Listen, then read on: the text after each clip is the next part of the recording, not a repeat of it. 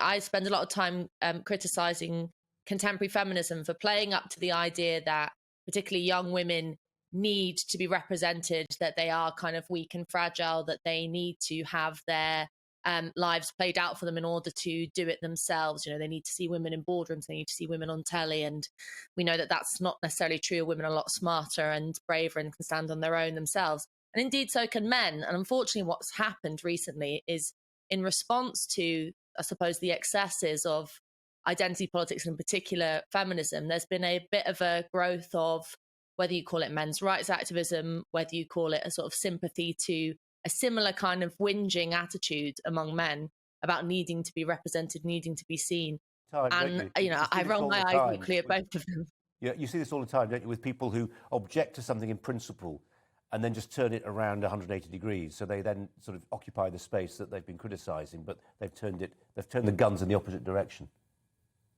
Yeah, and it's really, I think it's a bit of an infantile way of understanding how young people relate to the world, because, you know, role models really for most kids are, you know, their peers, their older brothers and sisters, maybe their family, maybe their parents, maybe teachers. It's people who are in their lives. You know, child development is something that happens in reaction to and with interaction with other people.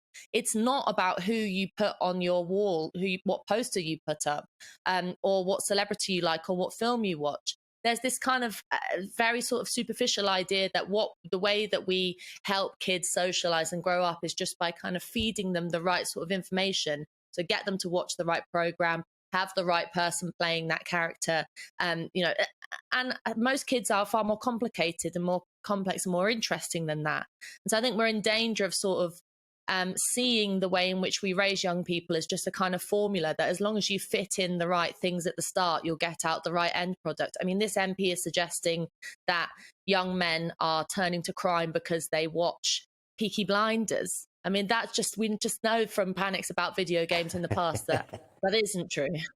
I mean, I'm not wholly unsympathetic to this idea that says actually the idea of a male role model comes from lots of different sources. And if you are a young man growing up without a father around, I include myself, by the way, you look up to lots of different people. It could be a teacher, it could be a football captain, it could be somebody on TV or a film star, it could be John Wayne or somebody. It's a patchwork, it's a mosaic.